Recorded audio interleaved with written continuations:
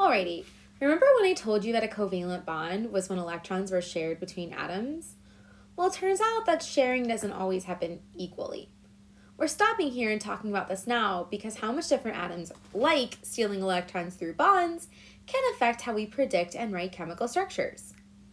What do I mean? Well, let's walk through a hypothetical scenario. Let's say that you're engaged in a game of tug of war. If the person on the other end is about the same size and strength as you, then the game will be tough. Chances are you'll both be pulling on the rope with the same force, so the rope won't budge too far over the center line. However, things change if either you or your opponent is significantly stronger than the other.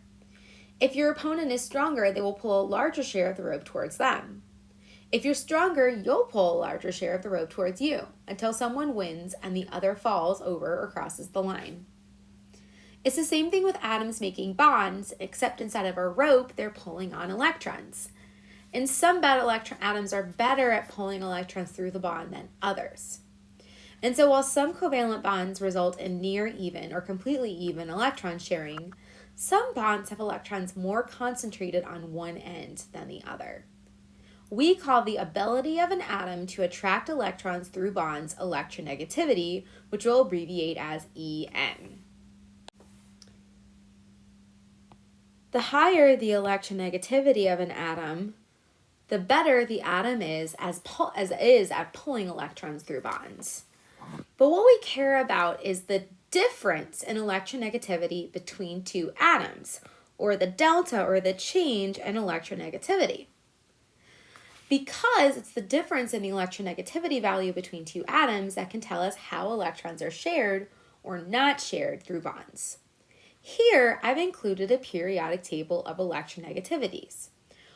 One thing you'll notice is that electronegativity increases towards the top right-hand side of the periodic table, with fluorine being the most electronegative atom. It decreases towards the bottom left-hand side of the periodic table, with francium being the least electronegative atom. The noble gases have lines there because since they don't participate in covalent bonding, they don't have a value for electronegativity. So what happens when we have two atoms with the same electronegativity value bond? Well, let's find out. So let's go ahead and draw that Lewis structure out for molecular hydrogen again. Both of these atoms have the same electronegativity of 2.1. So neither will have an advantage at pulling the electrons. So we have a situation where the electrons are perfectly evenly shared. Let's consider another scenario, H2O. So we already solved for the structure of H2O earlier, but let's take a look here. Oxygen has a higher electronegativity than hydrogen, and so what's going to happen is that it will pull the electrons towards itself through the covalent bond away from hydrogen. The arrow that we've drawn here is called a dipole arrow. A dipole arises when we have uneven electron distribution through a bond, or we have the electrons being pulled to one side. We put the arrow towards the atom that is pulling on the electrons, in this case, oxygen. The end of the arrow, which has a cross on it, goes to the atom that is having the electrons pulled away from it, or the less electronegative atom, in this case, hydrogen. The result is what we call a dipole, or an uneven sharing of electrons over a bond. Although we frequently use these dipole arrows to represent uneven electron sharing, there's also another convention we need to learn.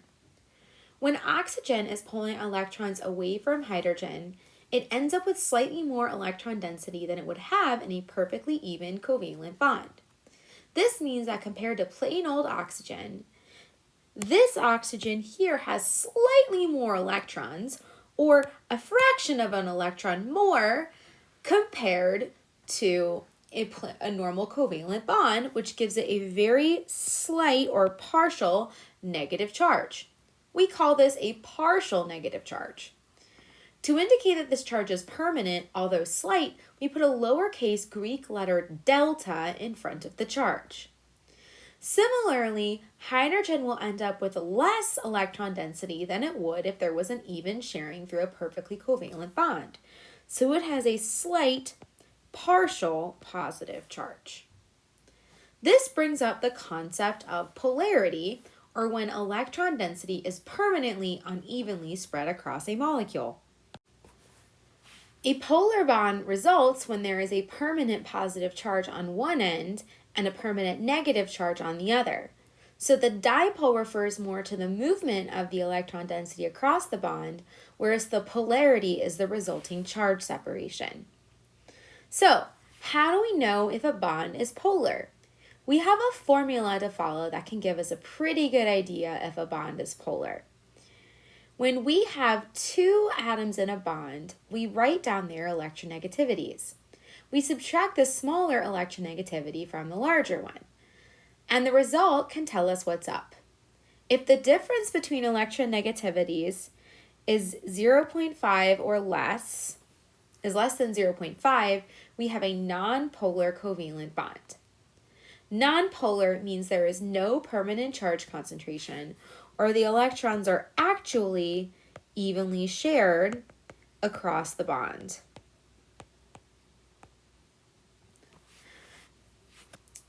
Bonds where you have the same atom, like H2, or atoms that are really close together in electronegativity fall here. If the electronegativity difference is between 0.5 and 1.6, we have a polar covalent bond. The electrons are still shared, but they are shared unevenly, resulting in a permanent but small charge separation. Finally, if we have an electronegativity difference greater than 2.0, this is an ionic bond.